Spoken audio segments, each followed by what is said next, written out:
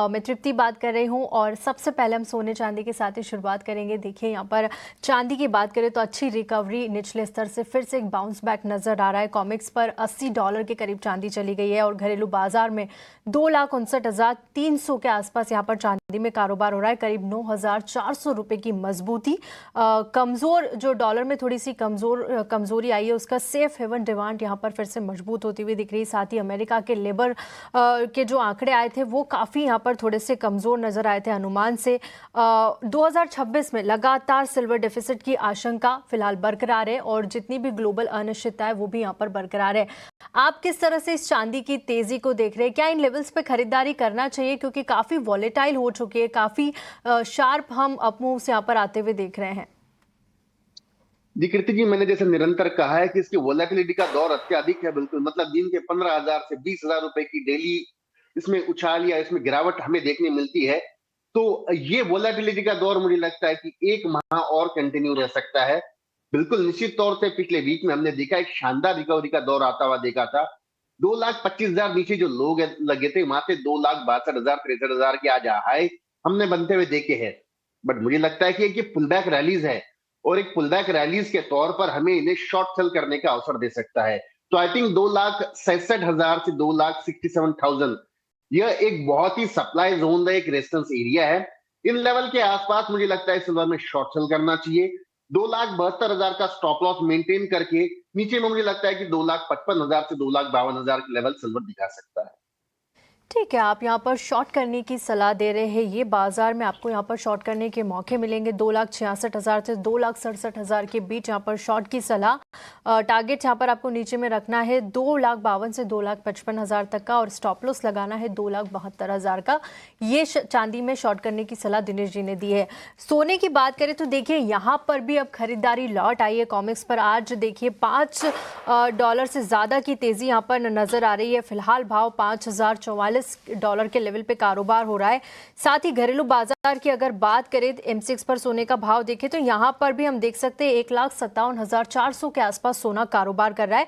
करीब 2,000 की तेजी घरेलू मार्केट में भी सोने में दिख रही है। पिछले 10 दिनों में करीब 12% से ज्यादा की गिरावट हमने देखी और काफी जो वाइल्ड मूव्स है वो सोने और चांदी दोनों में ही नजर आए। कमजोर डॉलर जो यू हुआ है इससे यहाँ पर भी सेफ हेवन की डिमांड बढ़ी है। क्या अभी भी आपको लगता है कि चांदी से बेहतर बेट सोने में हो सकती है? कौन से लेवल्स आप देख रहे हैं यहाँ से आते हुए और क्या इन लेवल्स पर खरीदारी करने की सलाह होगी? जी बिल्कुल कहते कि गोल्ड सिल्वर कॉमेक्स का रेशियो हम देखते हैं तो जो 80-78 हुआ करता था वो नीचे में 40 से 42 के लेवल पर आ चुका था। मतलब उस समय सिल्वर ने बहुत ज्यादा आउट परफॉर्म किया गोल्ड के मुकाबले। अब वो रेशियो धीरे धीरे सुधर कर दोबारा 60 से 61 के आसपास आ रहा है। मतलब गोल्ड जो है ये इसमें गिरावट कम है और सिल्वर में गिरावट ज्यादा देखने को मिल रही है। बट फिर भी नीचे के लेवल से अच्छी खासी खरीदारी हमें देखने मिली है। साथ ही साथ चाइना का जो डेटा आया है वो निरंतर 15 मंथ से गोल्ड में अपनी खरीदारी बरकरार रख रहा है। तो ये कुछ फैक्टर है जो प्राइजेस को निश्चित तौर से प्रीमियम के तौर पर ऐड कर रहे हैं। बट मुझे लगता है कि 50505070 ये जो कॉमेक्स का लेवल है यहाँ दोबारा एक बार सेलिंग लौट कर आ सकती है। और अगर मैं इंडियन मार्केट की बात करूं तो मुझे लगता है कि 1,58,600 ये एक निश्चित तौर से सेलिंग लेवल है। डाउनसाइड मुझे 1,55,500 के लेवल्स दोबारा इसमें नजर आते हैं। 1,59,600 का इसमें स्टॉप लॉस मेंटेन कर 1,58,600 के आसपास एक शॉर्ट सेल क्रिएट किया जा सकता है। आने वाले वीक में प्राइजेस में निश्चित तौर से निचले लेवल हमें देखने मिल सकते हैं। कि आने वाले दिनों में यहाँ पर एक्सपेक्टेड है कि फिर से करेक्शन देखने को मिलेगा। कॉमिक्स की बात करें तो $5,500 के अगर वहाँ तक जाता है उसके बाद फिर से यहाँ पर आपको थोड़ी सी नरमी नज़र आएगी। फिलहाल के लिए शॉर्ट की सलाह गोल्ड पर 1,58,600 के लेवल पे शॉर्ट करने की सलाह दे रहे हैं। 1,54,800 के टारगेट्स के लिए यहाँ पर आपको एक स्टॉप लॉस लगाना होगा 1,59,600 रुपए का। चलिए सोने और चांदी की बात की, लेकिन अब कच्चे तेल का रुख कर लेते हैं। यहाँ पर थोड़ी सी नरमी नजर आ रही है। जिस तरह से जियोपॉलिटिकल बातचीत हमने देखी, यूएस और ईरान का मुद्दा लगातार यहाँ पर बरकरार था। शुक्रवार के दिन यहाँ पर बातचीत होनी थी और बातचीत हुई भी, लेकिन कोई कॉन्क्रीट डेवलपमेंट यहाँ पर नजर नहीं आया।